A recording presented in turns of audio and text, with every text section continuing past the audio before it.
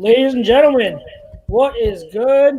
It is Birds of a Feather Thursday night coming at you on A2D Radio. We are live all over social media as usual.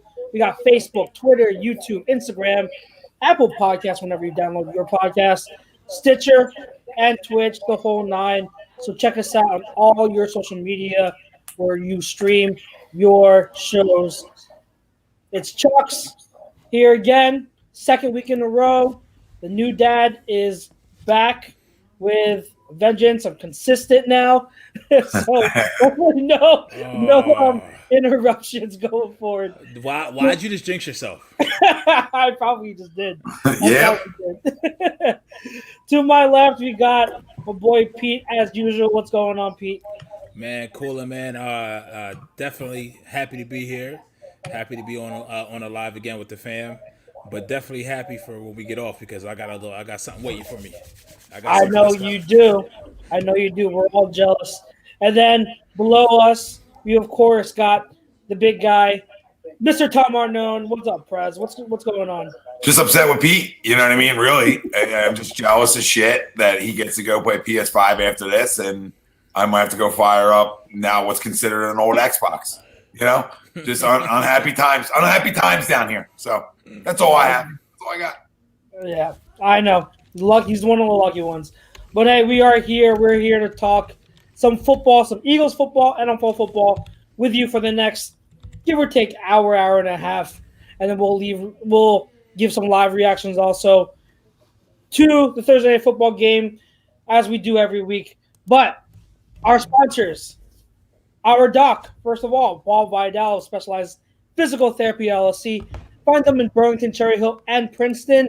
SpecializedPhysicalTherapy.com and Buck Services Gutter Cleaning. Check them out, 856-879-5530, or you can just visit them at their website, mbuckservices.com. Make sure you mention A2D to get 20% off. And our poll question for tonight, the Eagles will finish the regular season with a winning record. Agree or disagree? That poll question is brought to you by Philly Drinkers. Check them out at phillydrinkers.com where you can get all of your A2D merchandise just in time. Guys, we're coming into the holiday stretch. You want to get your holiday shopping done soon? Well, one of your stops has to be phillydrinkers.com. Get your A2D merch. So we will, like I said, we'll do live reactions to the Thursday Night Football game as we usually do every week now, since we moved over to Thursday night. And then our lead topic will be previewing the Eagles' second half of the season. What are some predictions that we have going forward? What are some expectations, keys to success for the second half of the year? And we would be remiss not to talk about the hot topic in Philly sports the past few days, Brett Favre's comments about Carson Wentz and Nick Foles. I feel like this conversation never goes away. So we will get into that. But first, like I said, poll question, the Eagles will finish with a winning record. Agree or disagree? Let's go to you first, Tom. What do you think? Do you see winning record? I know it's a little tough because of that tie, so kind of like throws it all out of whack. But do you see us get a winning record? We'd have to be getting to 9 wins, or can we win with 8? We can win with 8 wins, right? Yeah, 8 wins will give us a winning record. This will be 8-7-1. So we got to win 5 more games. 5 more games, yeah. So do you see that happening? Agree or disagree? 5 and 8. 5 and 8. The other night I said I believed 4 could get it done on A2D After Dark with the ladies. I said I thought 4 could get it done. Like I thought they could win 4 out of the next 8. That 5th one's tough, right? Because then you gotta steal, and you gotta steal more than 1 now. Like I don't think Cleveland would be as much of a steal game. That's one of the 4 I would have, and your divisionals, right? So now you gotta steal one of them other ones. I think he could steal Seattle. I think you can steal Seattle. I'm not in love with their defense. I'm scared of Russell Wilson anytime I have to see him, but not scared of their defense, not even a little bit. So I think that's a game you can steal. What's the other big one I'm missing? There's Seattle, Green Bay. Green Bay's always a stealable game because of their defense. in my opinion, because I don't love their defense either. And we've shown that we can beat them before in Green Bay.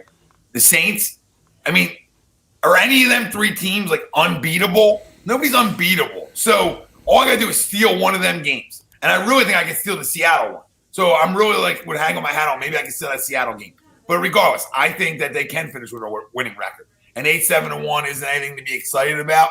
But if they finish winners 5 of their last 8, I think everybody in this city would be super excited because then they'd be winners of 7 of their last 10, right? Because they're winners of 2 in a row going into this. So if they're winners of 7 of their last 10, hypothetically, we're not feeling good going into playoff football. I'll be feeling good. If we're winners of 5 of the last 8 and we finish with a winning record, somebody argue out there that they're not feeling good about this football team moving forward. So I completely agree to the poll, Chucks. And what's the steal one? Now we got to take care of the other business. Nothing's easy, but let's hope we can take care of that and steal one more. So let's go. Let's go. We're healthy. See Alshon? Alshon looks great. Let's go. We're healthy. Pete, what you got? Agree or disagree? I agree.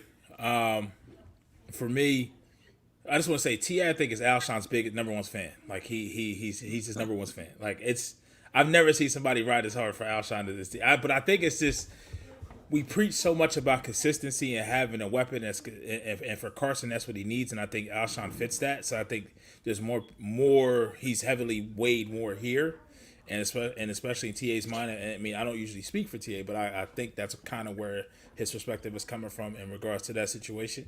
And I think he gets a bad rap too, Pete. And is he better than J. Jaw? Can he be better than J. Jaw? Yeah, we're better than J. Jaw.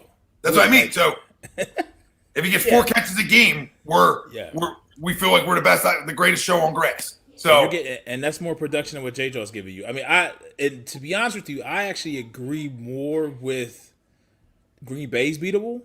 We've seen that they can't really stop the run. And how did we beat them last year in Green Bay? We ran the ball. I think we actually get them here, if I'm not mistaken. Is that correct? Or did we play them in Green Bay again? I believe we get them here. Or are they? I want to say Seattle. Is Seattle here? Hold on, I got the little schedule right here. Yeah, I was about to pull it up, but if you got it, you got it. Yeah, which one's where? Because I thought. Okay, so we play Green Bay in Green Bay. I thought they were back there again. Is Seattle here or there? Seattle's here. New Orleans is here. See, I think New Orleans is a winnable game here. I do too, because I'll tell you why. That New Orleans game is their 3rd road game in a row. That game against us. Is it their 3rd in a row? It's their 3rd in a row. And with COVID protocols, they might not even be able to go back anywhere. They might just stick around where they're at. And we all have seen Drew Brees in cold weather because that game is in December. So, I mean, it's to be honest with you, I'm not concerned with the defense as much. It's just I need to find the offensive consistency. That's the biggest problem. That's the biggest problem right now, is trying to find consistency on the offense with production. And when you hear these things coming back, Sanders practice this week, Jeffery practice this week, Sam Mallow practice this week. So you may get back to what you thought you would have on paper when you started the season, and it's just really up to Carson. Yep, you have all the pieces back. Yeah, what are we going to get out of Carson? That's if we could get some consistency out of Carson and just take the turnovers away. If we just able to take the turnovers away and maybe play with a short field. I mean, we do got to take care of business this Sunday, which I think they'll definitely do that. I really think they're going to put up more than 28 points this weekend, and I don't think they're going to give up more than 24. You know what I mean? So I really believe that. I know the Giants have started to find some sort of rhythm on offense, but even against the Washington football team last week, I think they only put up 23. You know, I mean, they're giving some different looks on defense, but the Thursday night game from a little over 2 weeks ago, both teams are different now, and they're different for different reasons. But I think both teams have improved in their weaknesses. I just think that we've made more of a gradual improvement because also we've had a bye week as well. So you've had time to really think about those kinks, and you can work them out. Doug didn't do anything for himself in this press conference. He gave way too much credence to Brett Favre, who, for whatever, you can say I'm right or I'm wrong, but this dude may not even know how to get his way home from the market up the street. You know what I mean? But we have him on ESPN, and we're giving him so much credence for his comments. And like Chuck said it best on Facebook, if you haven't went and looked at his post, maybe Brett Favre, you should practice what you preach, because they should have started Aaron Rodgers from the jump. You know? Yeah, we'll get into that in a little bit, because I don't agree with every. I don't. It to me it's irrelevant, just because you were a guy who threw a ton of interceptions yourself. So I mean, right. But you weren't like overrated by any stretch. I mean, you're Super Bowl champion. I mean, you got big time passing numbers. I mean, you have big time touchdowns. You were a gunslinger. You did a lot of great things. I mean, in his prime, he was filthy good. So I'm not going to take shots at him on the football field. I'm going to take shots at his football knowledge. All right. Yes. And your football knowledge is clueless to make a statement like that. So we'll talk about it later, but now you got to think about it. Now you got to be thinking about it. Just went over everything. It's planting the seeds. It's planting the seeds. Laying down little previews. But for me, I'm going to be. I think both of you agreed to the poll. Yes. I'm going to be a little different, and I'll say disagree. I say we get 7 wins. So that would make it 7, 8, and 7. So you got 4-4 the second half. Yeah, I got 4-4. I just don't. I'm not saying we can't, and trust me, I really hope you guys are right. I want to be wrong on this, and I think it's definitely possible that at least we are competitive in some of those games that we lose. Like, I think we talked about it last week. I think we do see a different team offensively going forward, especially with the healthy bodies that we're getting back, which is amazing. So I think we're going to be a lot better offensively. The defense, they're not world beaters, but they have played well in certain spots, very, very well. We wouldn't have won that Cowboys game without them. So I do think that we will be a much more competitive team that can compete with the likes of, all those teams that we mentioned, the Saints, the Packers, I believe we said the Cardinals. In the NFC, there's no elite team. Right. There's no elite team. Every team has their issues. So I don't think, given week to week, that any team in the NFC is unbeatable.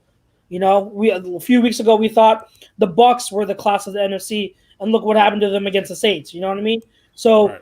And against with the Ravens and the Steelers, we didn't play great games, but we were still right in there.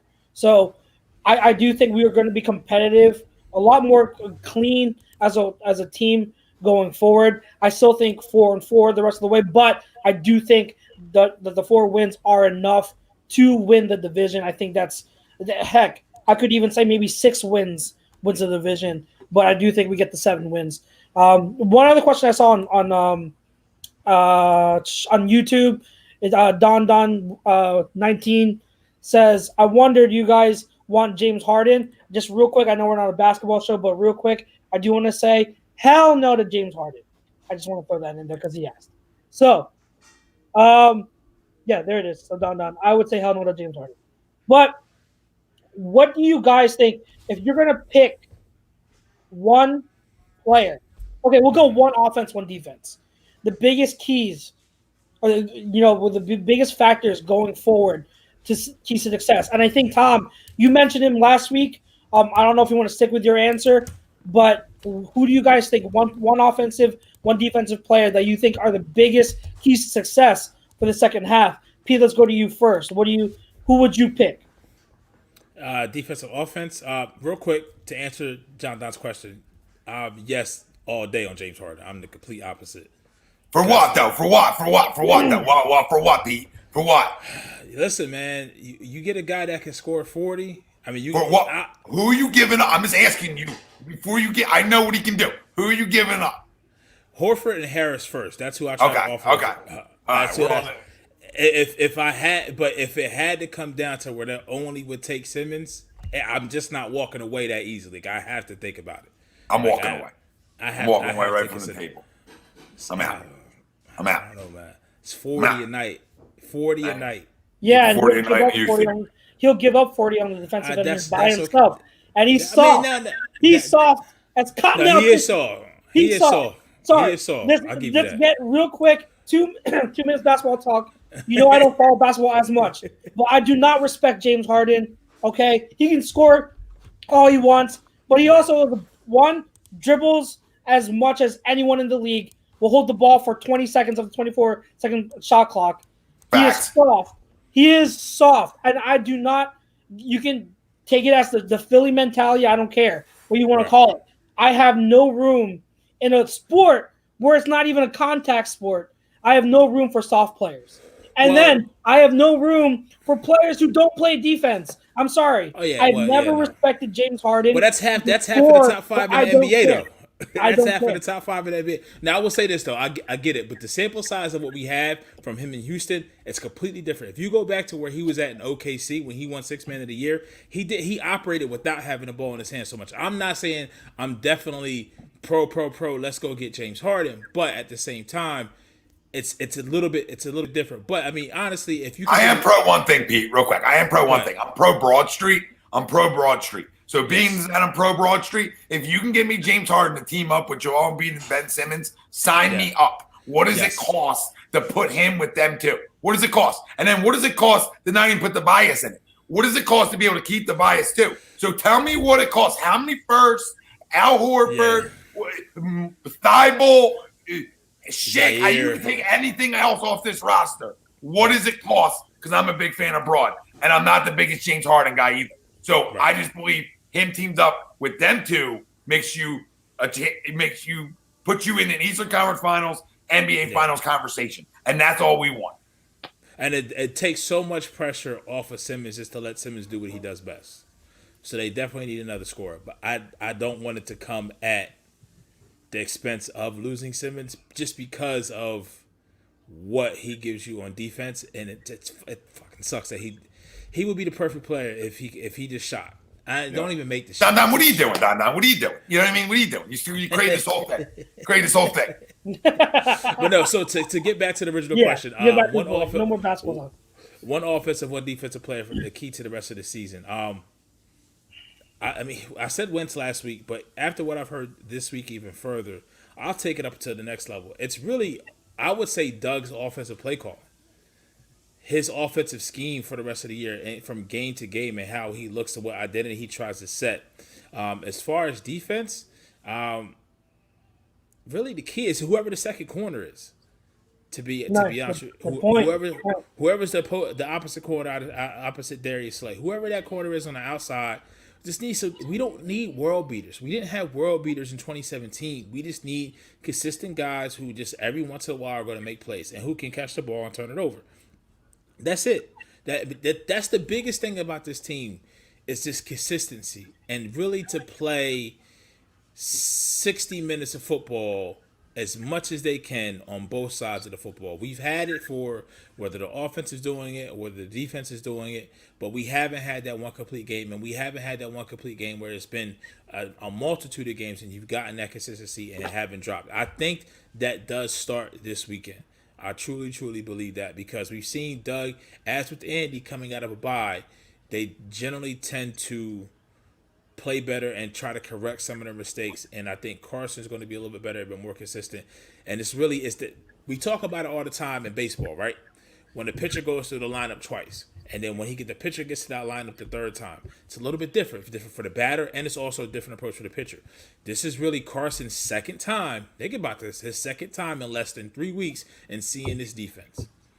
And this is also for the coaches as well. And our coaching staff had a week off to really figure out what these guys were doing and what they try to change. I definitely think that takes an advantage into this game, and we just roll from there. I mean, because Cleveland's a little bit different. I don't want to look too far ahead, but if they can somehow get these next two games and get up 5-4-1, then I think we're on the road to having really the green to the pole and having that come to fruition. Tommy.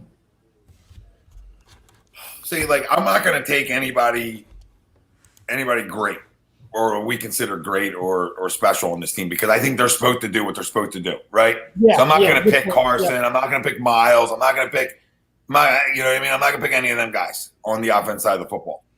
I'm going to go to a guy Pete was talking about a little while ago, and I'm going to go Alshon because I think he's so important to this offense. And I've been saying it since he's been out. Every time he's on the football field, anytime And it hasn't been a lot, but any little small sample size we've gotten out of him has been getting in the end zone. All right? And at the end of the day, we've struggled in the red zone. We're not up to par where we usually are in the red zone.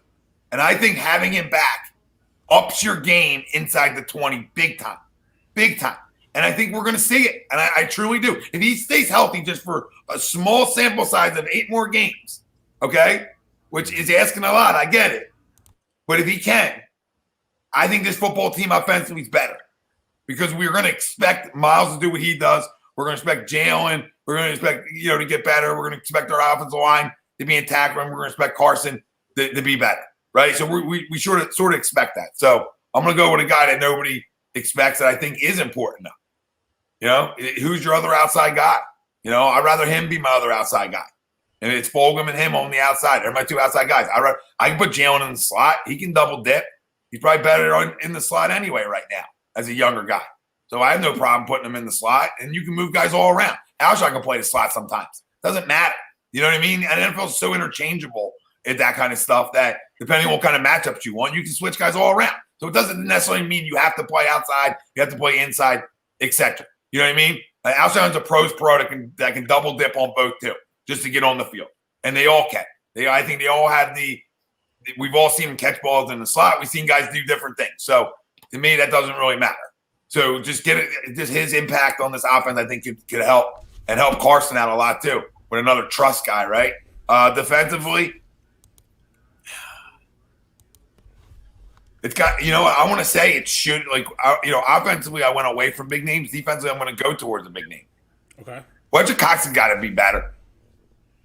The Harrys aren't there. The QB hits aren't there. Some of them things aren't there. If we were like top 5 in the NFL in rush defense, I wouldn't put this pressure on, right? Because I'm like, it's not showing up in the stat sheet. No. I don't care. The best of all time get double teamed, and they still make plays.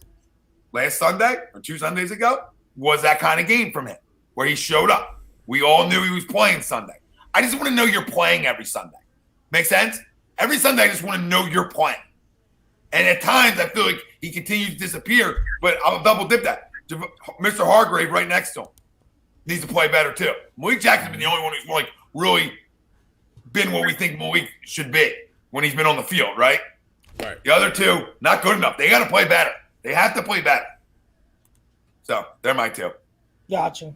I mean, those are good names, good mentions. When it comes to, before I get into who I'll say, addressing the Alshon thing, I know for me, I don't know if you guys, followed my stance on, I'm not even just Alshon, but Deshaun. Ever since week 2 or 3, or even this offseason, if you want to say, I've been on the we need a youth movement kind of thing.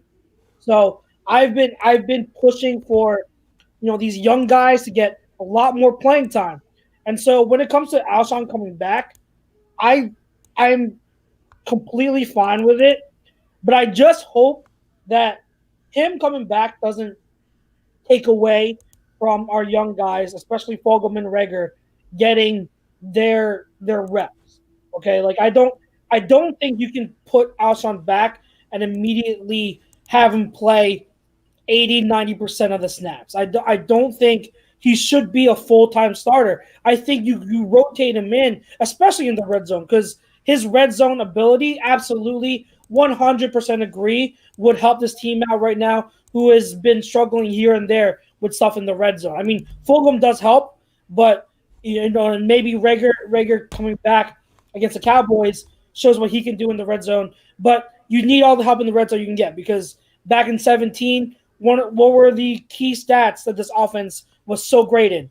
3rd and 4th down, which are the money downs, and then red zone, converting them into touchdowns. So I absolutely am all for Alshon getting reps in the red zone. I just don't want him to come back, get 90% of the snaps, and then all of a sudden Reagor's not getting on the field. Fulgham's not getting on the field. I don't agree, though. I think they can all get – I think all 3 of them should be on the field. I mean, them 3 should be on the field. If you tell me my 3 wide receivers on the field all day when everybody's good to go, they're my 3 guys, all right? Because, 1, I'm going to play my first-round draft pick all day because that's what you do in the NFL. Yeah. So, like I said, he can play the slot. He can play outside. He can double dip. To me, it's not a big deal. I don't think it's a big deal for him. And I think him being in the slot and 2 big targets on the outside, I think make things open things up for things too. So much room for him to work. Yeah, so much room for activities. We love activities. So I'm just saying, like Pete, all I'm saying is, are they not your best 3 options? If all 3 are healthy, they are our best 3 options moving forward with this option. I like Greg Ward, mix him in. I like Hightower, you mix him in. You mix in them guys and get them snaps. Okay, so even if Alshon's not playing 90 chucks and he's playing 75% of the snaps, that's fine too. So you know what I mean? So he's not going to come back and play 90 right away anyway. So let's just say, hey, he plays 75% of the snaps and he's impactful. That's all. That's all that will.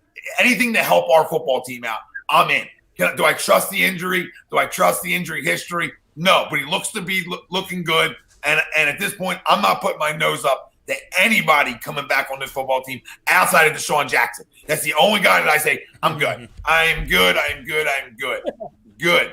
I'm good. Alshon, because of the size, because of the catch radius, because of all that. And you've seen what Carson did with Foles as soon as he came in the lineup because it was big catch radius. He loves big catch radius, guys.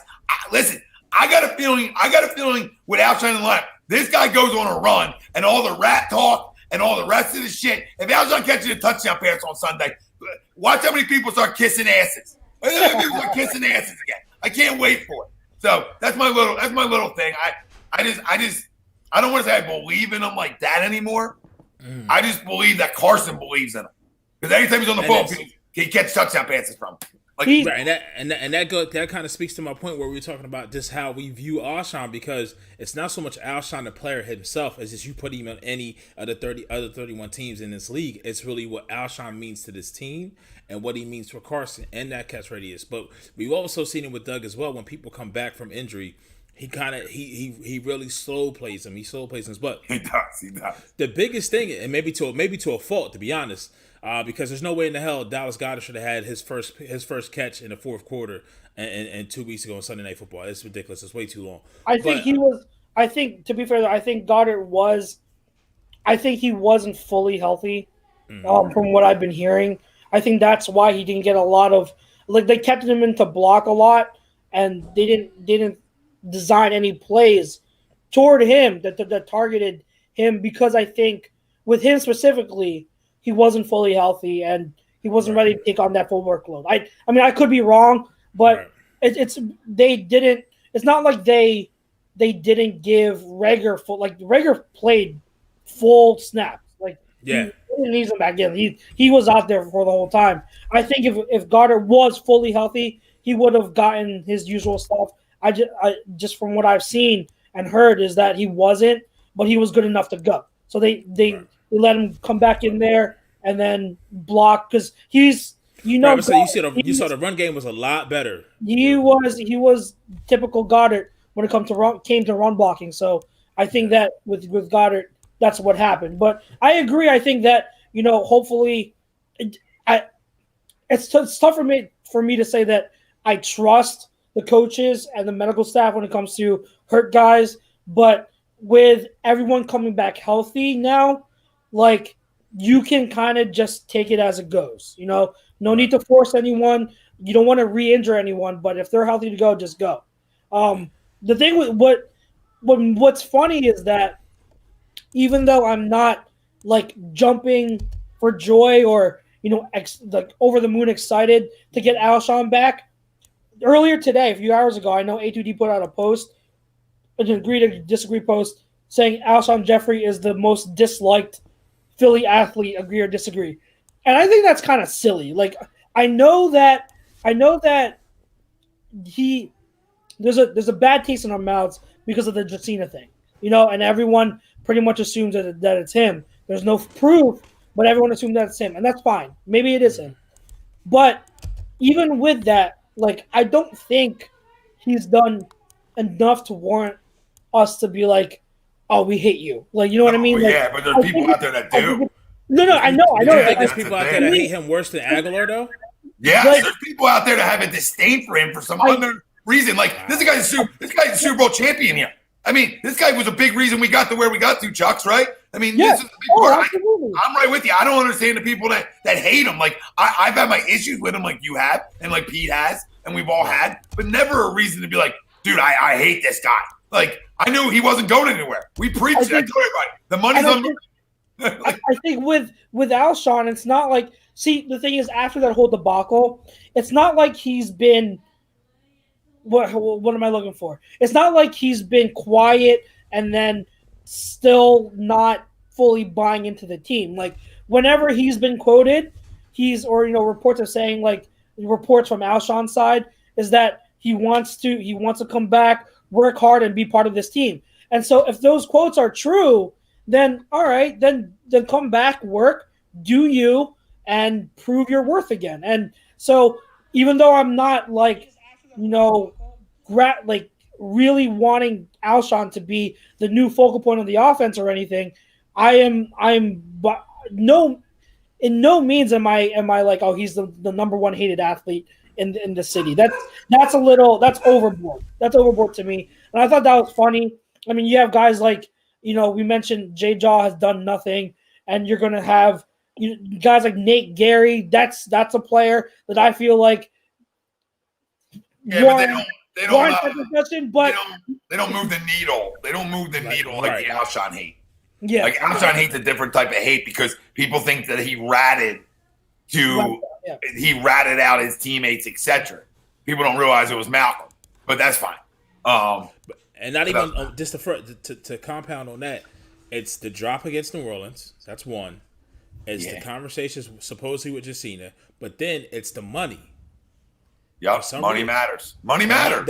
And that's not really his fault. None of it's. I mean, outside of the drop, none of it's really his fault. I mean, even with Josina, if it was him, I see Alshon talking in a way where he may not know what on the record and off the record is. You feel what I'm saying? Like, he probably just having a conversation, and maybe Josina just ran with it. But really, outside of the money and what happened when he became fully guaranteed and how much it was talked about, and then when you equate that to the production or lack thereof to the team and how much that was taken and how hard it was to move on from that, that's kind of where that I would see that hatred would come from. It's still not warranted. It's still not right, regardless at all. It's still not warranted at all.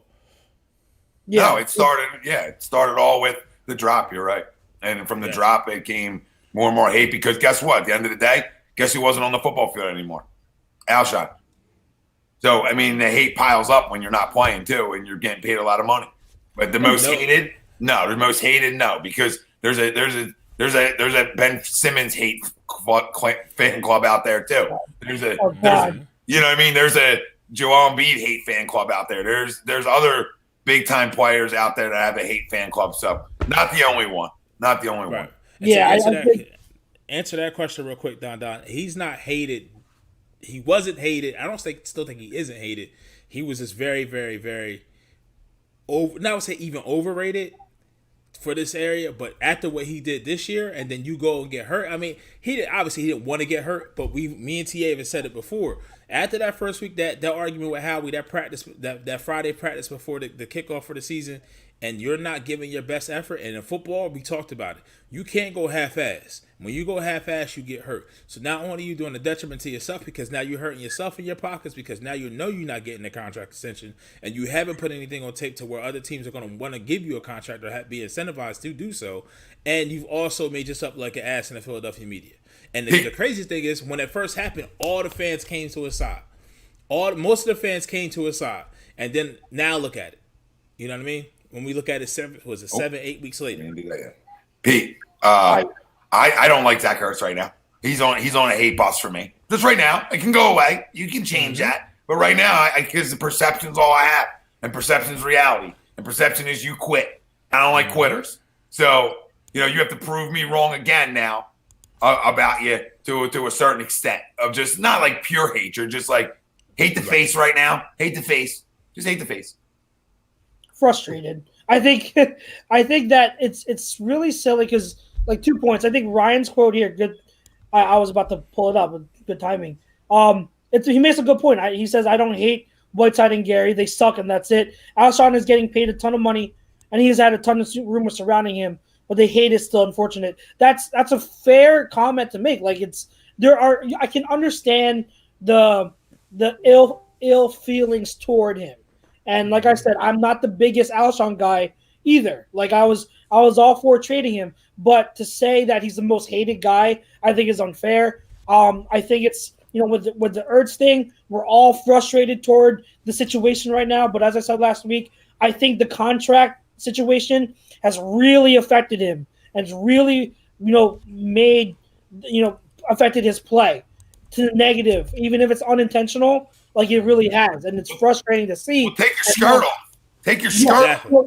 So he's, and it's unfortunate that like teams inquired about him at the trade deadline, but because he got hurt, they couldn't trade him if they wanted to. So it's a lot of stuff, and it's frustrating. So I completely understand, but it's kind of like with this city, there are a lot of things that that annoy the crap out of me with the fan base, and a lot of it is that unwarranted hate. We throw that word around so much because people overreact to stuff. And I want to talk like a guy that's been mentioned a few times this year so far because he's doing well elsewhere is Nelson Aguilar. And people are all like, oh, like Eagles fans like, I don't care, blah, blah, blah. He was kicked out of this town faster than anything, and he's doing well. But to me, I don't know how you guys feel.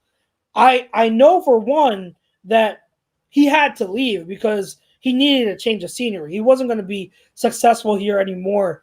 But at the same time, I've been rooting for him to do well, and I'm very happy that he's doing well with the Raiders. I think that when it comes to certain players, Alshon, Nelson, they had great – what they did for us that Super Bowl year is something that we'll always love and appreciate them for. Yeah. And even if they're elsewhere, and they need to be elsewhere and not here, I will always root for them. And it's no ill will. Like Nick Foles, too, obviously we knew, and that's going to be the next topic coming up in a little bit. But with Nick Foles, too, we knew that he wasn't going to stay. We're going to keep Carson. But every time he's on the field, I root for him, and I hope he does well. He hasn't been doing well since he left here, but I hope Foles does well every single time he comes, he steps on the field for whatever team it is. So it is one of those things where it's like that hate, that unnecessary ill will towards some of these players is unwarranted so many times when it comes to this fan base, and it's unfortunate. Listen, it's this guys who don't have a feel. Like I'm not going to hate a guy when he leaves. Like I understand, once we get caught on to something, like a guy drops passes, we don't let guys let it down. And sometimes some guys can't handle that. And it is what it is. And I think he's a guy who got in his head too much. And it is what it is. And now he's catching balls. I mean, he dropped balls there too, but wide receivers also drop balls. But we just harp on shit, and I don't think we make shit any easier on players. And guess what, though? I mean, you should be mentally tougher than that too, though. So it goes both ways. But I do agree that, I will say that when we get caught up in things, man, we don't let it go. Yeah. I mean, we don't shut the fuck up about it. We're like, oh my God, we know we dropped the ball last week. Like, so just the little things, I mean, drive me up a wall. And those things, I think the stats for Aguilar so far, like 17 catches, 379 yards, and 5 touchdowns. I may be off, but guess what? I mean, the guy that replaced his number, it has about five or so more catches, one less touchdown, but I think about 60 to 70 more yards, and that's Travis Fulgham. So guess what? And that's in less games too, because I mean, I think the first 2-3 weeks of the season he wasn't even playing. Like the San Francisco game was his first game, if I'm not mistaken. And then ever since then, I mean, it's been good. It's been good. But Don, yes, I do hate Howie Roseman. Yes. And I hate Jeffrey Lurie's infatuation with Howie Roseman more. I don't like Jeffrey Lurie. I don't like either one of them. I don't hate Jeffrey Lurie. I just hate Howie Roseman. Yeah. I don't hate Jeffrey. There we go. Jeffrey just bothers me. Sometimes Jeffrey irks me. That's all. I like Lurie. I don't know if I'm in the minority, but I felt like Lurie is a good owner, but that's fine. He's fine. Yeah. He's fine. He doesn't bother me one way or the other. Is that fair? Oh yeah, that's good. You know what I mean? It's just like I know people on the dial, they hate Laurie. Like, because they won't give him access to something. Yeah. Chuck's is all about access and agendas. So, like, he didn't give you access one time. I can't stand him. He didn't give me a clue. He didn't give me a clue. Well, it's me. I'm going to bang out them now. Jesus says, I disagree. Why is it certain players in all Philly sports leave and play better elsewhere? What are we doing wrong that happens more here more than often than not? And I think it's just that's a loaded question. It's just I think for this team real quick. It's the north. Yeah, go ahead. No, the northeast corridor. The northeast corridor stuff's to play it. Yeah. And then I think like there are two players pop in mind for this season is Rasul Douglas playing well in Carolina and obviously Nelson Aguilar. I think it's just for Nelson, I said it already, he just needed to change of scenery. Some people, some players, they don't have the mental fortitude or strength to deal with playing in Philly. They just don't. The media and the fans are cutthroat and die hard. And we saw that with our media with Doug and Wentz this week. Like they will ask you tough questions, and if you don't answer right, the fans will eat you alive. And with the case of Rasul, I think it was just a matter of not the right scheme. Like he wasn't being played to his strengths, and it is what it is. But I know it's frustrating, but I think whatever Eagles fans are still hanging on to the Aguilar hate or whatnot, just let it go. He's doing well. Good for him. Anything else in terms of second half of the season preview? You guys want to point out anything? Any predictions? Big predictions that you got for the team going forward. I don't necessarily have a prediction. I want to be, if you could say a surprise, I would want to be surprised at where our running back depth is going to come from. That Sanders is back. I think that's just as key as Alshon. I think that's just as key as Carson, because Sanders, I mean, I don't still think he has those calluses on his body yet to be able to take those hits. And don't get me wrong, the breakaway in the Ravens game where he actually sprained his MCL, if I'm not mistaken, correct? That was just like he just got tackled very awkwardly. But that's just because of his running style. He runs kind of very high kneed a little bit. But I just think we need to have more contributions from our running backs outside of Sanders, and I would want to be pleasantly surprised from that. But scheme is everything you just said about scheme and fits and everywhere else. And to be honest with you, why players go play so well other places from here has nothing to fucking do with the fans. I mean, it has something to do with every little bit of everything. It's maybe it's mental, but it's also just like you said, scheme wise. I mean, the way Nelson's being used in Oakland is completely different than the way we try to use him here. The way Rasul is being used in Carolina is completely different. The way City's being used in Jacksonville is completely different. They're being asked to do different things. Now, what's more concerning though, opposite end of that question, is why when our trash goes to other places, they turn out to be somewhat treasure. But when other places trash come here, they're still trash. No, we got Fogel. Well, that's one. That's very recent. No, that's the exception. Give me one outside of Fogel. Give me one outside of Fogel. It's very few. It's very few far between. I guess. I think a lot of it is we put a microscope on it too, which probably happens a lot of other places, and we're just not feeling it as much. I don't know. So, Chuck, the question was like the one thing in the second half that. What just any predictions or like surprises that you would like to see? Anything you want to throw in? Well, I'll tell you one thing we better not see. I mean, our quarterback better not turn the football over at this rate. I mean, I need to see that cleaned up. I mean, I can't defend as much as I want to and want to believe. He's got to play lights out second half. So, my prediction for the second half of this year is he plays a lights out second half. He really starts clicking on all cylinders. I'm really hoping for it, and a lot of it's hope. So that would be my little second half prediction per se. And you know what? That's a good segue to our second topic. We want to talk about the Brett Favre comments. The Brett Favre comments that were made earlier this week, saying that he would have kept. Now, okay, I'll say this. Brett Favre said again that he would have kept Nick Foles over Carson Wentz. This actually isn't the first time he said it. Okay. He just said it again. And again, it's a big news story in Philadelphia.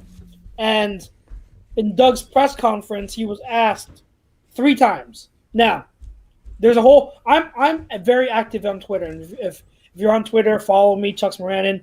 I'm very active on Twitter, way more active there than I am on Facebook now. But a lot of Twitter, they were very, very hard. They've been hard on the Philly media because them asking Doug 3 times about Favre's quotes. But I wouldn't be hard on them as I put the onus on Doug. He didn't really answer the questions with much clarity the first time it was asked. He said the same answer the second time it was asked. It took him that third time to be asked to finally come out with a quote with clarity and him backing up his quarterback. So that's on Doug. And then, the reporters asked Wentz, I think it was yesterday, about the quotes too. And a lot of people on Twitter had issue or took, issue with it, saying like, why are you asking him this? Hasn't he been through enough? It's annoying, blah, blah, blah. And this is what I'm talking about when it comes to, Philly. Like with our reporters, our B reporters and everything, our journalists, they're going to ask these questions. They're going to. These are tough questions. This is the conversation that's going on in this city right now. They're going to ask the questions, and I guarantee you that Doug's and Wentz's publicists prepared them or warned them at least about facing these questions. So I don't really blame the reporters. I mean, there are some times when reporters can get out of hand and ask repeatedly over and over when they should just shut up. And sometimes they do ask inappropriate questions.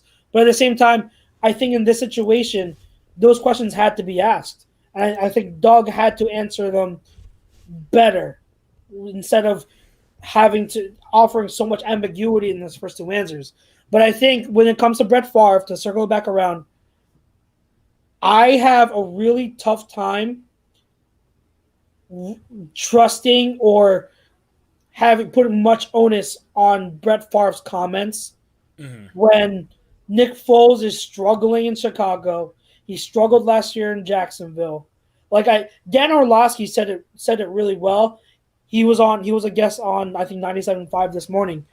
He highly doubts that Brett Favre is actually watching tape. And this is my whole thing when it comes to former players giving their takes. Like, there's this whole narrative that people, this whole mindset that trolls and fans put out there, like, if you haven't played the game of football, then you can't talk, or like you don't know the game. You will never know the game unless you play football. But there are a lot of former players that give asinine takes like this.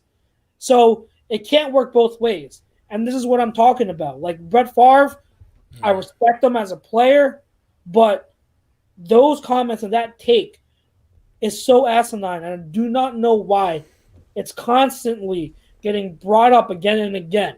Again and again and again. Wentz was always going to be the quarterback that was kept because he is the better quarterback. End of story. And I think Brett Favre needs to actually watch some football and educate himself before he wants to make comments like this. He obviously won't. He's going to be Favre. I've never been the biggest Favre fan, but I respect him as a player. I just don't respect him as a football take guy because I think he's dead wrong here. So it's hard for Favre. Like, Favre didn't play the game from an X and O standpoint, in my opinion. I truly believe Favre played the game from a standpoint of he went out there and he felt it. So I can kind of agree with Orlovsky in that point that he really doesn't believe that Favre is watching that tape. Now, as you stated, Favre has said this before, so he's being current in his stance and his point of view where he's at on this side of the argument when it comes to Foles versus Wentz debate. And I will say this. We do know that Wentz is the better, more talented quarterback. Foles really, everywhere else he struggled is because he's more of a system quarterback when it comes to what the Philadelphia Eagles want. For whatever reason, he puts on the Eagles green and he just plays differently for this team than he did anywhere else. When we talk about Peterson and his press conference, he just didn't say the answers with enough conviction. And it's hard, and when you have these Zoom and these virtual conferences, he could have expounded on his original answer to saying and said, "Hey, listen, I love Brett. That's my team. Like, we're good friends, but Carson's our guy. He was always going to be our guy," and go from there. It definitely adds more fuel to the fire with the way he responded the third time he was presented the question. Is there a real argument there? Is there real? No. But I will say this, and I've said this before. The Eagles at that point in time, after coming off the Super Bowl, with this fan base, could have really done no wrong. They were in a position to where I honestly would sit here and say, they saw what Foles did in those runs. And we know, as we watch the game, that he probably wouldn't be as consistent as he was against Minnesota and New England in the Super Bowl. However, the draft haul that you could have received for Carson Wentz at that time would have been astronomical, because the last thing that he had on tape was he was the MVP of the league. Now, what Howie Roseman did, being very indecisive, because you couple that fact that he didn't move on from either Foles or Wentz, and now you have the situation that presented itself now, because he could have cashed in on either Foles or Wentz after that offseason. And he decided to keep both. I mean, and you win a Super Bowl, I get it, I understand. But this kind of, that was the start of what we have now. Because this team has never had an eye on the future. And if Howie truly would have had an eye on the future, knowing what he had, he would have, I think in hindsight, he would have went back, and if he had to do it all over again, he trades one of them. We don't go into 2018 or 2019 season with Carson Wentz and Nick Foles both being on his team. I don't think that happens, because you now have $64 million over the cap, no young talent, and not I'm going to say no young talent, but you definitely could have had more darts to throw at the board, especially in these drafts that just happened. These drafts, there's a lot of talent. Even if you're trading Wentz in 2017, 2018 offseason after you win the Super Bowl, you more than likely or not get at least 4 or 5 picks for him. Well, you don't, at the same time, what you said was, I mean, listen to what you said. You would have gotten a big hole because Carson Wentz got injured, but he would have been the MVP. Are you really letting that go if you're Howie Roseman? So, Howie Roseman doesn't let anything go. But what I'm saying is, it's not a matter of he should have let one or the other go. No, he should have let Foles go. He should have traded him that offseason. And if I remember correctly, the Browns offered a second-round pick. I could be wrong at something like that. Well, that would have been good. You should have got something back. You're 100% right, Chuck. You would have gotten something back for Foles. The conversation was never about what could you have gotten for Wentz. That should have never crossed the mind. Right. Never. Wentz should have never. And that conversation of trading Foles, trading Wentz away should never been a conversation, and it wasn't. Because you do not let the guy you traded up to the second overall pick and who's coming off of a MVP caliber season, you do not let him go. You won the end of the debate. You could have ended the debate as an organization, and you decided not to.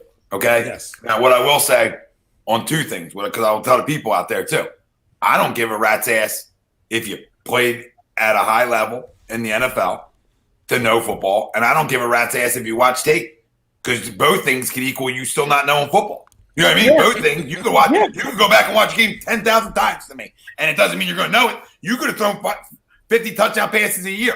Doesn't mean you know the game, like ins and outs. Doesn't mean you know. You could just be that gifted. Some guys are just that gifted. So at the end of the day, neither one equate to you knowing. I'm a guy who didn't play in the NFL, and also I don't go back and watch. I have a thing, like I just don't go back and watch.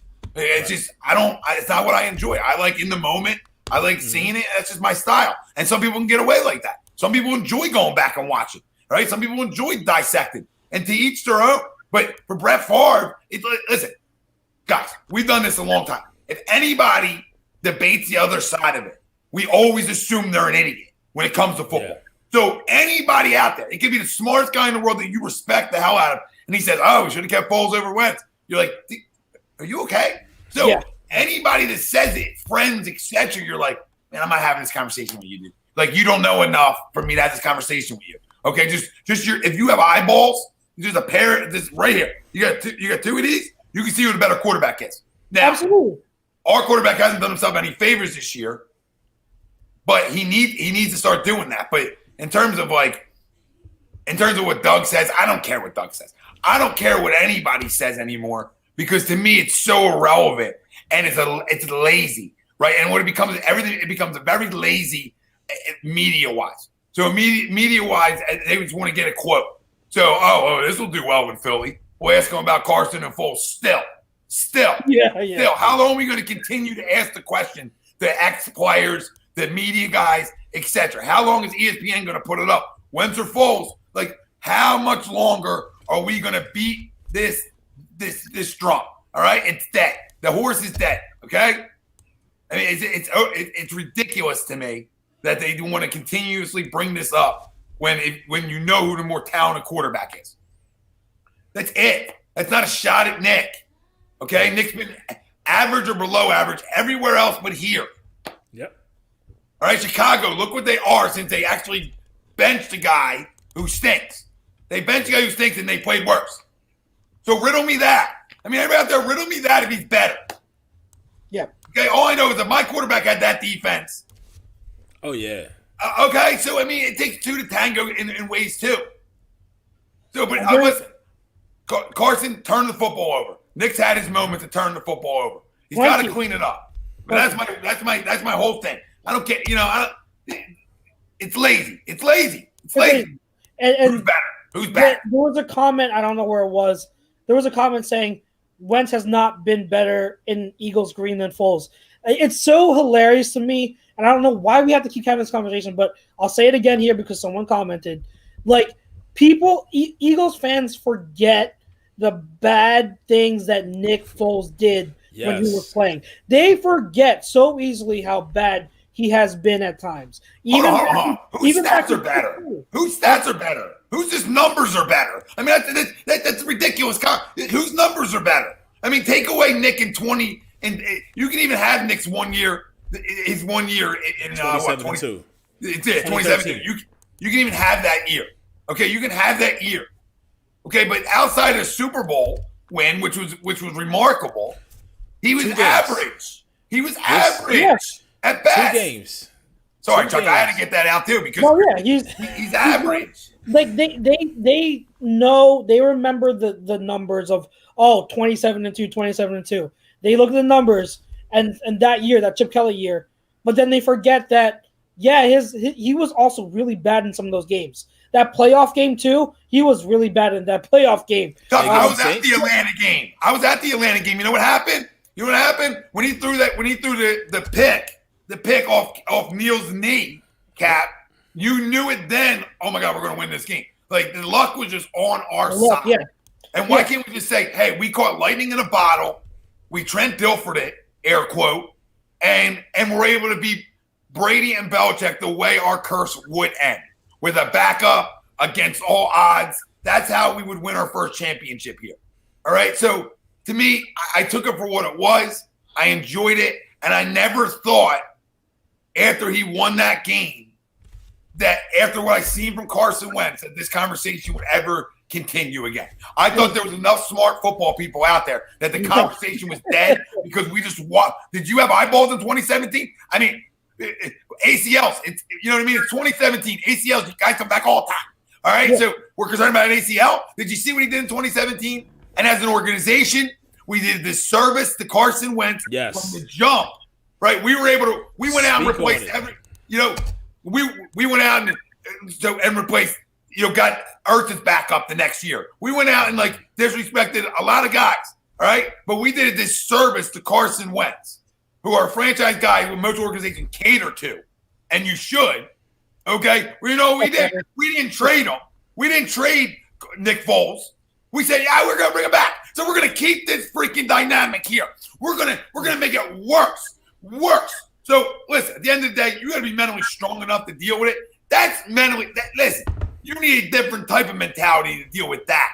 And I don't care what anybody says. That's tough.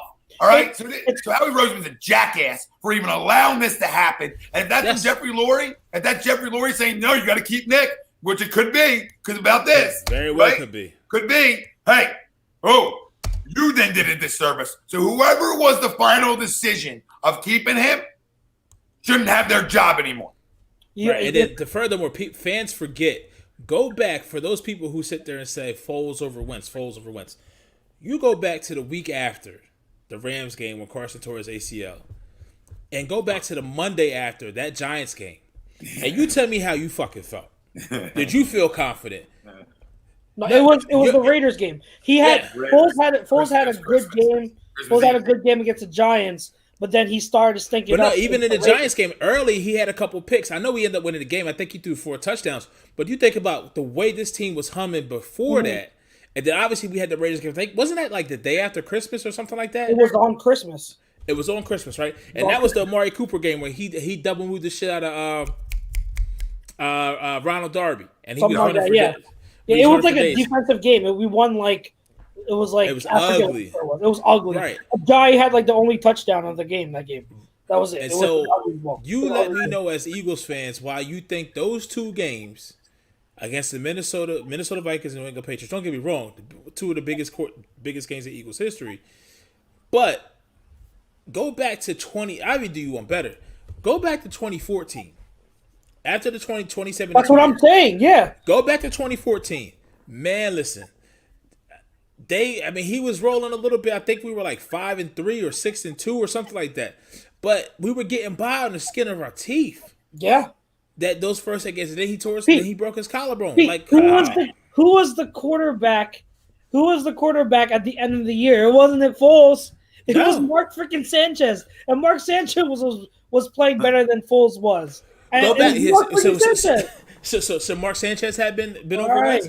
Look, I'll tell you, 2014 Thanksgiving Day, we aired the Cowboys the fuck out. Yeah.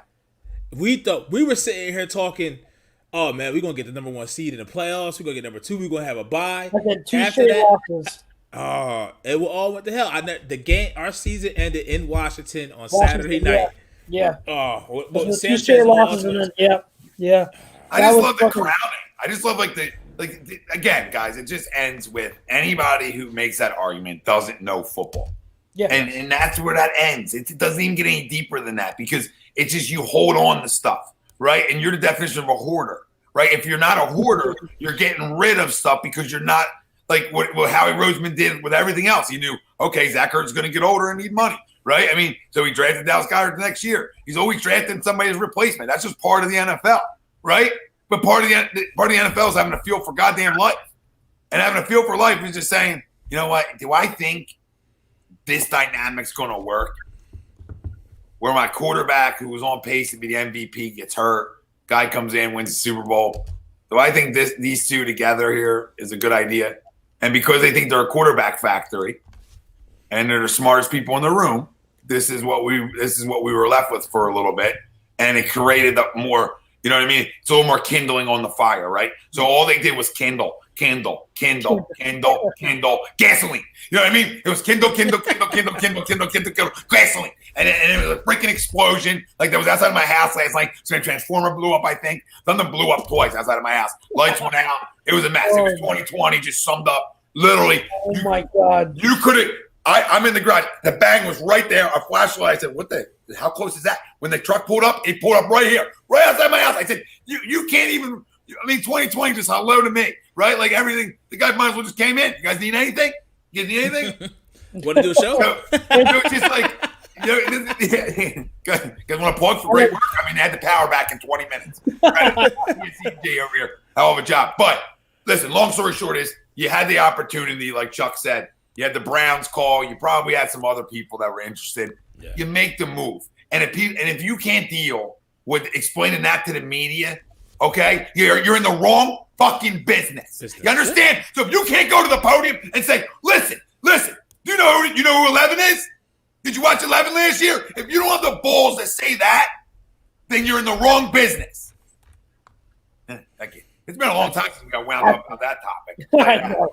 Tell me about it. And it's before we transition to the last topic of the day and then head off, the last thing you guys hinted at it is, this team, I feel like Howie and them in 2017, they made a decision to pay Nick Foles a really a generous amount of money to be the backup. And I criticized that move, but it turned out to save the season. We won with Foles in the Super Bowl. Now, I think because of that decision, that they've had this mindset of we need a great backup. We need a great backup because you can't not have a great backup. And to that point, that's true. But you also have to have you have to be wise enough to know when it's not a luxury to have an asset and it becomes a hindrance. Because think about this and I know that franchise quarterbacks have to have the mental fortitude to withstand all this, but put yourself in Wentz's shoes from 2017 and on. 2017, he's going to be the MVP of the league. He gets hurt in a game that could have been the best game he played all year against the Rams. He gets hurt, throws a touchdown pass on his final play, and then he sees, and even though I'm sure he's happy, he was still happy, he sees the backup be the one to play in the Super Bowl and bring the city of Philadelphia's first Super Bowl here to Philly. It's his backup, not him. He was drafted to be that guy, but it wasn't him. He comes back next year. Foles is still here. He still has to deal with all that talk. Everyone always talking about Foles, comparing him. He goes through another injury-filled season in 2018. He sits because of his back. Foles again pulls him on another run. They win a playoff game and come close to winning a second one. The Foles talk doesn't go away anywhere. 2019, he struggles in the middle of the year, but then he bounces back. And he finally – I have to throw in there also the Joseph Santoliquito article. Throw that in there. Throw all that in there. But then end of last year, he finally goes on a groove. He finally shows he's a leader. He finally shows he's clutch. He's in a groove, and he's finally at a point where he's winning the organization back, the confidence of the fans, everything. Everything is pointing to Wentz being the guy. And then with a cheap shot in his first playoff game to the head at the beginning of the game by Jadeveon Clowney puts him out of the game. The Eagles lose. And then in the offseason, they draft a quarterback in the second round. I don't care who you are. I don't care if you're as the most mentally tough player to ever play the game of football. That is a lot to go through as a quarterback. A lot. You cannot deny that. And that is why I am always going to pull for Wentz, because to have him go through all that with how many years? 5-6 years in the league, that's tough for anyone to go through. And so I'm rooting for the guy that amidst all that, after all that stuff he's gone through, that he's going to find a way to still come out on top and lead us again to another title. Because if he does, that title is going to mean just as much as the first one did.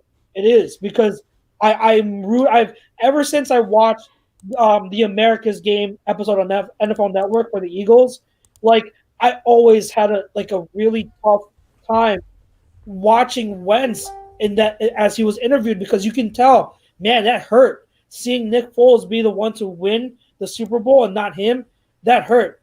And so I'm always going to be pulling for Wentz. And if you're an Eagles fan that can't let Foles go, you can't let it go that he's not here anymore, and you let that get in the way of you backing up Carson Wentz, then you need to go be a fan of someone else, because Wentz needs us to back him up as much as we can.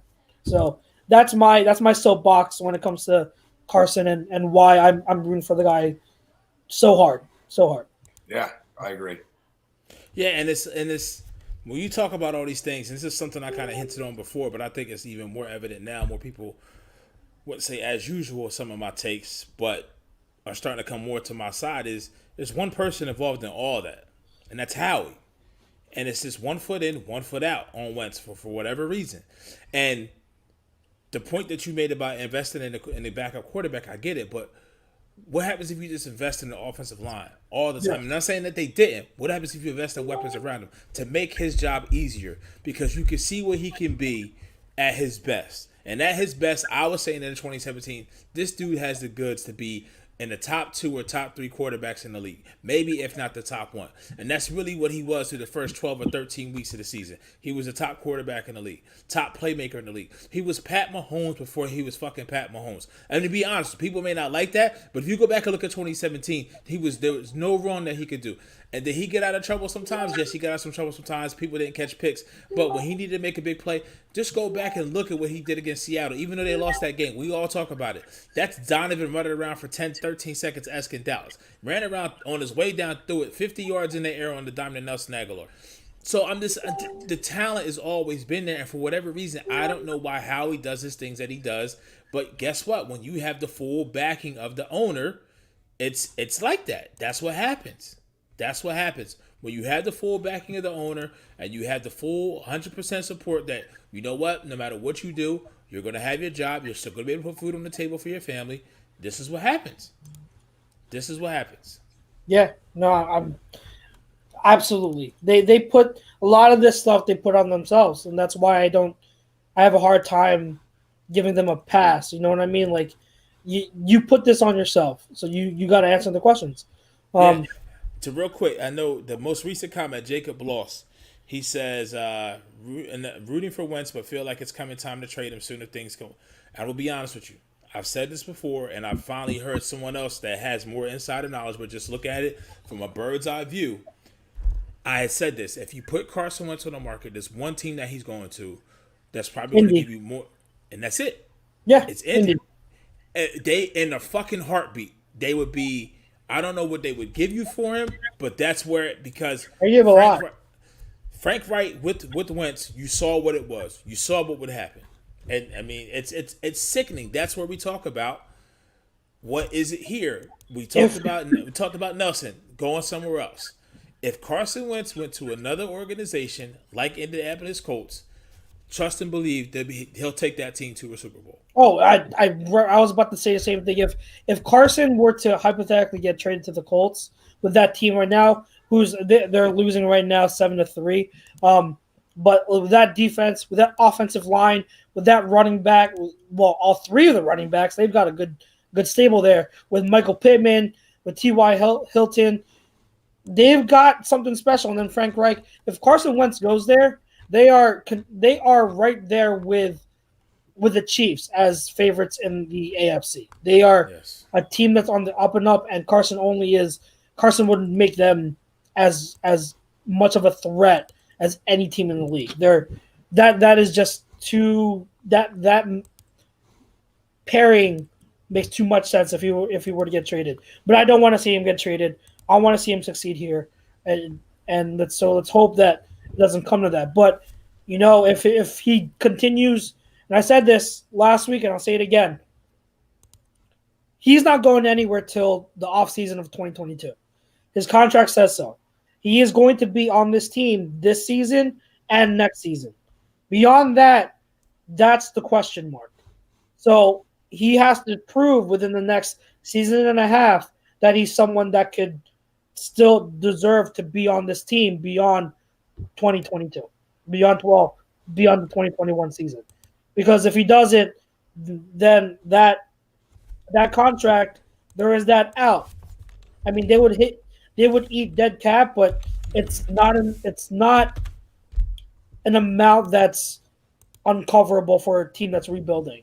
So right, it has to be like I only trade him if it's an absolute fucking last resort.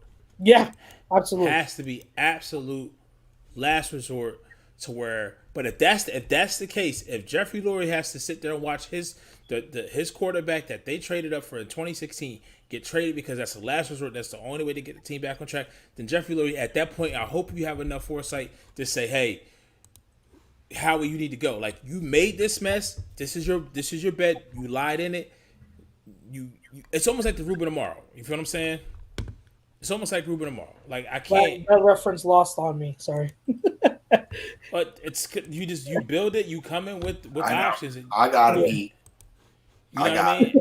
It's just I don't know. And I just hope had another PS5 taken out of my cart in Walmart. I seriously hope that Howie. I think I said this last week too. I hope that Lori this offseason forces Howie to give up personnel decision making.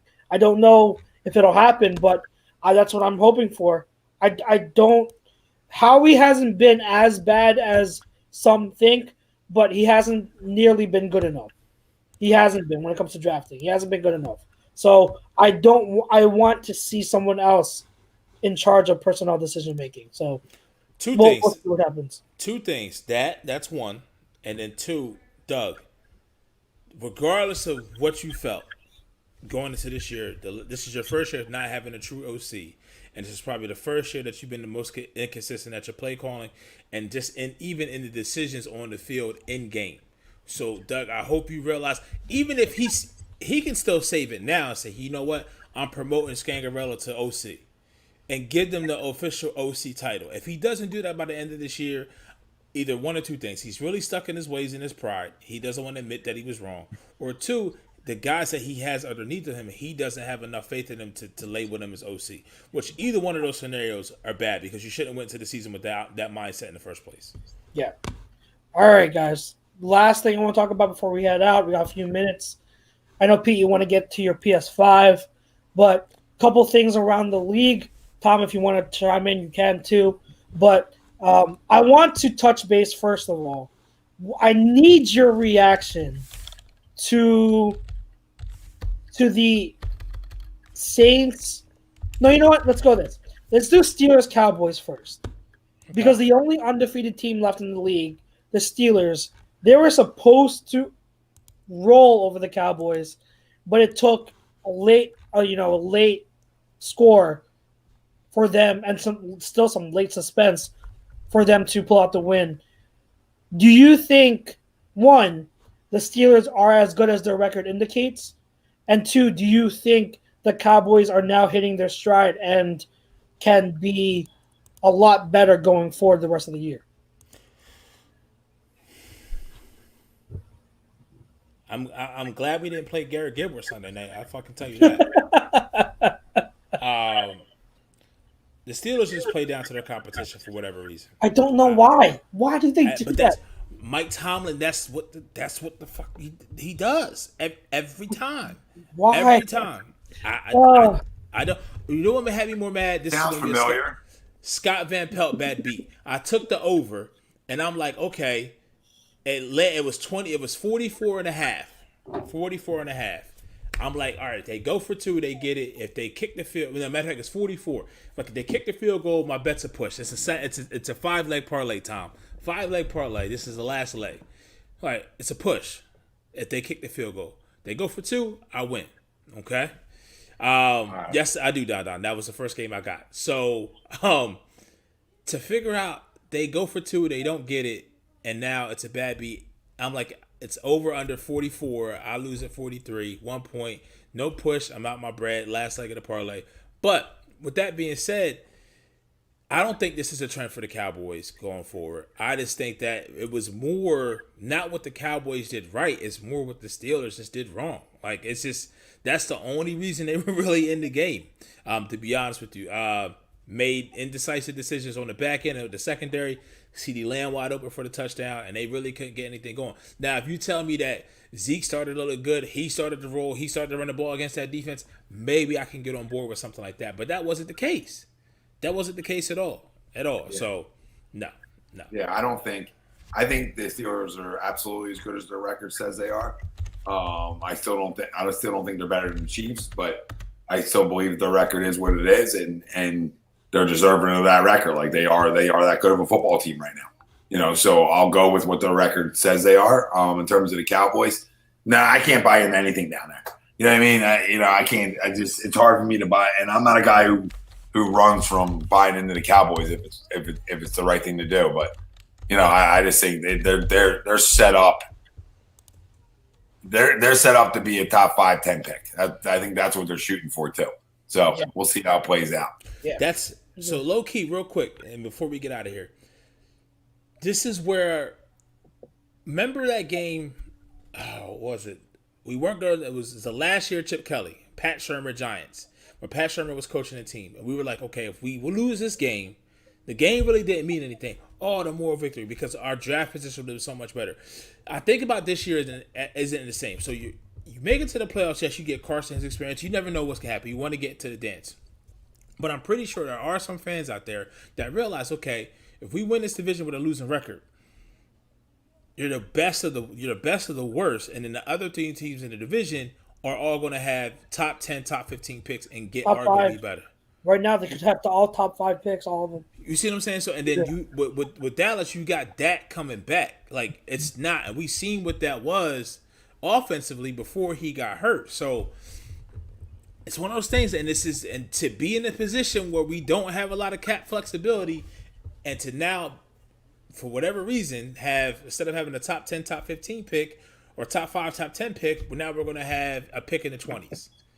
I get what you're saying with that mindset, and I'm not saying it's a bad mindset, but for me, I've always taken the approach of I will worry about that when the time comes, and when it comes to having those picks, we all know like having the picks is one thing, hitting on those picks is another, and then also if that team is going to have Mike McCarthy there for the next few years, I'm still not worried. Having the players is there. Like I'm still not a Mike McCarthy believer. I've said that since they hired him. I've said that for the past few years with him in Green Bay. I'm not a Mike McCarthy guy. So with him in Dallas, I'm never going to be sold on them. So that doesn't worry me. I put more stock into getting not only Carson playoff experience, but our young guys' playoff experience. I mean, we have young players that we need to grow and develop as well. And to get them to know what it takes to win and to get playoff experience under the belt, I think that is very important. So I don't mind winning the division with a losing record and then having, a mid to late pick in the teens. That doesn't bother me because I still want that experience. Okay. Yeah, I always take the experience over picks. Because if I'm good enough at hitting picks, I hit picks middle, I hit picks late, I hit picks all over. Yeah, if I'm good enough. NFL isn't basketball, like it's not like the cream of the crop is always in the top 3 picks. Like you can get studs anywhere throughout the draft. You just have to be good at evaluating talent. And I know that's a different story, the Howie conversation, but I'm just talking overall. That's how it is in the NFL. You can get stud talent anywhere. You just got to be good enough at scouting. The other game I want to get into is did you guys watch? I thought one of the better games, maybe the best game of the week last week, was the Dolphins Cardinals game. Yes. That was entertaining. And seeing two young QBs go at it. Tua was excellent. Like it was complete 180 from the week before. Tua played an amazing game. Kyler, even though they lost, played an amazing game. That was an exciting game to watch. And as someone who picked up Tua as a free agent and could possibly have him as a keeper for my league next year, I was pleasantly surprised to see Tua do well. I really am excited about the future of them and Kyler. Kyler deserves recognition too, obviously. Burrow, Herbert, all these young quarterbacks, they're doing well. So reactions from the Dolphins Cardinals game if you watched it. B-Flow is legit. I mean, it's a consistency with that team. Is they have their head coach, they have their structure as far as their front office. They have the right coach. The things with the Dolphins right now is the complete opposite of the Eagles, and I hate to bring it back, but I gotta bring it back to the Eagles. Rob Ellis, real quick, he always says bring it back to the Eagles. But no, so they have 2 picks in the first 2 rounds coming up, and they have a top 5 pick in their quarterback, and they're doing this shit without having premier offensive weapons, no running back. Because the coaching's good. Yeah, exactly. Coaching good. Kyler, it showed me something about Tua and the Dolphins, but we saw that the week before when they played the Rams and how they dismantled the Rams. Kyler, it's to go from the one when you have against Seattle and then this game against the Dolphins, and I know you may not. I'm not sure how you rock with Chris Sims or not, but Chris Sims had a very good point. For whatever reason, 75% of the passes from Kyler go to the outside. It's almost as if he can't physically see in the middle of the field. Good. Yeah, that's what I said last week. He's that intermediate area. That's Right. where he's struggling, and it's like I don't know if the height has something to do with it, and he isn't able to see.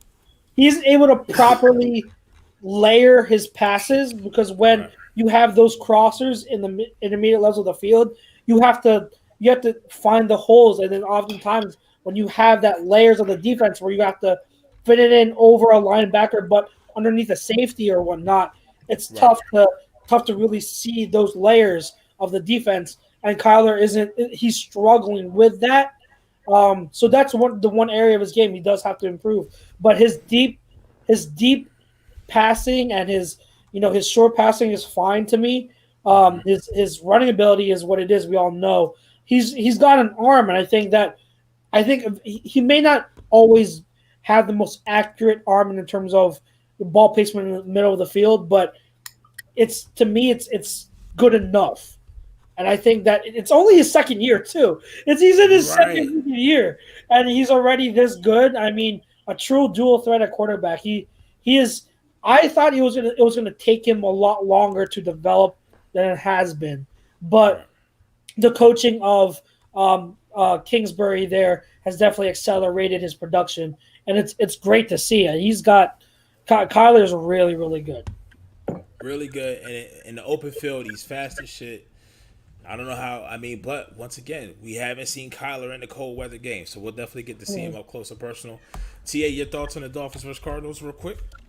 Well, what's funny is last week I was like, you know what, I like the Dolphins to make the playoffs, and it was like laughed about, but I was like, you know what, I think their defense is really good, and I mean I know Arizona did some things this week, but I know their defense is good. And I think that kid's going to give some juice to him, some life to him. And it played out that they won a big football game. And I really like Arizona a lot. I like Kyler Murray a lot. And I like the offense fits what he does, right? Yeah. So when the offense fits what you do, and you're mobile and you can make guys miss like he does, I'm a big fan. I'm a huge fan, and I'm a huge fan of Arizona. Another good defense over there as well. But both teams, I believe, are playoff teams. So I think this isn't the last time we're going to be talking about either one of that. Yeah, love it. Love it, love it, love it. All right, guys. Anything else before we head out for the evening and for the rest of the week so we can get onto watching? I think it's still there. Nyheim Hines reached for the end zone just now for a Colts touchdown, but they're reviewing it to see if his knee went down out of bounds because he drove. It's close. It looked like his shin barely grazed the turf or the grass. Okay. So it's going to be really, really, really close, but a good close divisional game there. But before we get to, head out and out of here, anything else you guys want to cap the night off for the fans, for the viewers? Not so much as far as looking forward to this week. I think it's going to be a good game. I just want to keep people in the fam. Listen, man, PhillyDrinkers.com, merch, blankets, tumblers, new shows debuted this week. The Card Show on Wednesday night, A2D after dark on Tuesdays. Another show coming at you on Saturday. Listen, man, you got to get in where you fit in. And to be honest with you, everybody here at A2D, we accept everybody. We're an equal opportunity fan base. You feel what I'm saying? So hop on board. The rocket strapped to us. We about to take over the world, going to the moon, Pinky in the Brain style. Little Emerald action, little guys, little Bam action, man. And everybody be safe out there. And listen, man, it's going to get worse before it gets better when it comes to the pandemic. Unfortunately, it's going to get worse before it gets better. Hold on, Hollow. We're coming in for a landing. Yeah, I mean, it's so just be careful, be extra vigilant. You got to treat this shit like it's all over, like it just started again, because it's round 2, man. Cases are back up. People are getting stir crazy. But guess what? You got to do it. And, I mean, I think a mandatory shutdown is coming. So, if you get let's avoid it and just put a damn mask on. Yeah, or just that, be or do that. responsible. I'm trying to avoid a shutdown so we don't all lose more money. I mean, how many tests have you had to take, Tom? 2. You sort of like that's too many. Yeah. one in September. One in September I had to take, and I just literally just took one on Tuesday. I just came back today negative. So, but still, I mean, too many. And I'm vigilant, and I'm a vigilant kid. You know what I mean? I'm not licking the paws. You know what I mean? We're watching. We're getting showers anytime I walk in my damn house. And if I'm out working, and my clothes stayed out for freaking 7 months, essentially. They didn't even come in my house if I wore them, besides to wash them. But no, I got 2 things to end with. The Pete's point, 3 shows this week. That's crazy. So HUD After Dark, Card Knocks, and then we got Kep on Saturday. It's a Madden, and he's going to be simulating Eagles, Giants, and sort of going with what kind of play the fans want and stuff like that. So it's going to be fun. Nice. Big time interaction. So looking forward to it. And the second thing is press these hockey guys tonight after us. Press them on when the hell they plan on getting going here. You know what I mean? Press them a little bit on when the season's going to get going. Let's go. Press City. They're saying January 1st, I think. So oh God, I miss hockey already. I miss both. Like, give me NBA, give me hockey, give me it all. I need it all. Yep. I need it all. Listen, if things aren't what we want them to be through this pandemic, all I ask for is don't do it again to us. We've dealt with enough. Just do not take sports away from people. All right? We've dealt with enough. Professional sports have enough money to figure it the hell out and get through it, right? We've seen it. We're seeing it. We're watching it. They're figuring out ways to get through it. Like the way they do it or not, right? All sports have figured a way to get through it so far. So we'll keep our fingers crossed. That's what I am with. Absolutely. Good. Well said, guys. And as they also said, I'm going to reiterate, just be safe. Especially, my parents both work at hospitals. They're both high-risk jobs. They tell me, cases are rising. And so just be safe, be careful, and never take anything for granted. You can't right now. You can't take anything for granted. Can't take it. No.